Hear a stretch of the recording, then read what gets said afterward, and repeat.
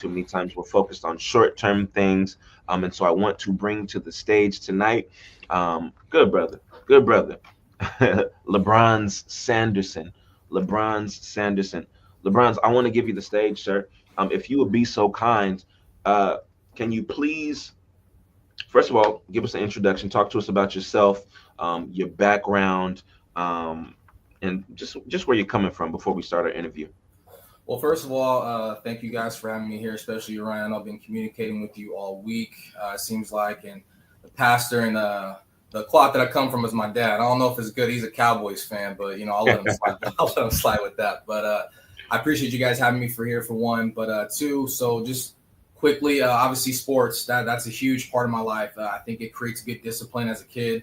My dad did a lot of karate as a kid, so discipline is something we grew up with in our household. So it carried me all the way through. I played baseball, high school here in California, went to college, played ball there at Cuesta College, and kind of fell into the workforce, right? Injuries kind of set me back for baseball, and I found myself being a law enforcement officer, and I loved every minute of it. I was 6 years on the force. I did detective work, did gang work, did a lot of things for Southwest Fresno for a lot of for that area. So how this happened and how I got here is I was chasing a murder suspect one day, and I've done it all, Ryan. I've chased murder suspects on foot, in cars.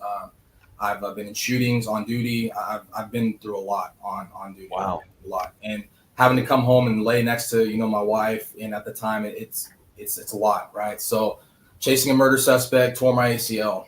Wow. Came home and had surgery about a month later, excuse me.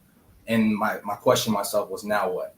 Mm-hmm. Right, now what? So I'm looking at my wife, I have a beautiful home, we have cars, right? My oldest son has a disability, nonverbal, cerebral palsy, and then my wife's pregnant at the time, right? So a lot of things are moving, and I'm just torn, right? I'm like, what now? And about 2 months after my surgery, there's a local city called Selma. Those of you who obviously are in this area, there's an officer that was shot and killed in the line of duty. He was 26 years old. Young guy, been on the force, not very long. His wife was pregnant, brand new house. They got a car, things like that. And I found out his department was only going to give him $30,000 of life insurance coverage. And I thought to myself, wait a minute, like, I'm at Fresno Police Department. What are they going to give me? So I did some digging and found out it was only going to be $50,000 of life insurance coverage if I died on duty. And I'm like, wait a minute, like, my truck's more than that. I've worked hard for my thing. That's not gonna move the needle at all for my family. Right. So then I kind of started digging more deeper. And then we talked about, you guys mentioned earlier, having a financial plan.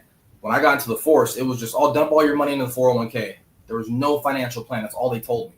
Right. No fault of their own. Just a lot of people just aren't, they don't know or understand that there's other options out there.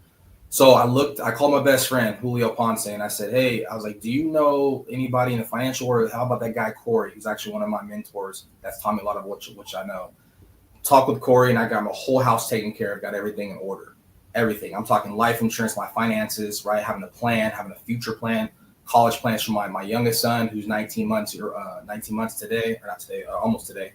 And I got everything in order. And so I asked Corey, and said, you know what? Like, well, I'm kind of shacked up at home. How can I push this message out to other officers, to other people who need help with this?